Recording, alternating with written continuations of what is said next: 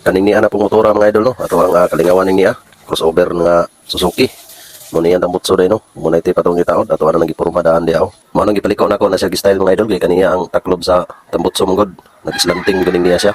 Muna ato ang gi-align di no. Muna na ato ang gipilot. Then muna na ato ang tirada din no. Nataod na ato ang tipan niya. Ang matik tadya.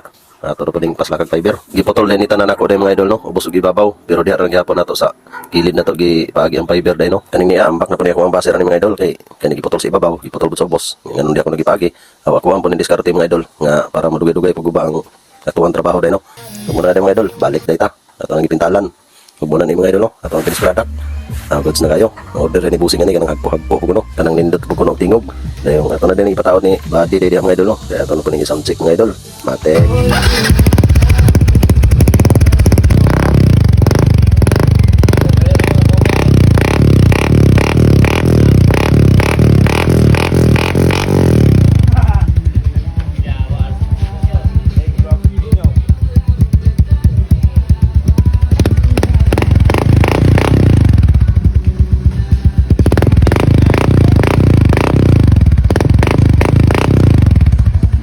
Og mo din si busing day no. Daghang salamat kay boss. Imong salig sa akong trabaho. Matek. Okay.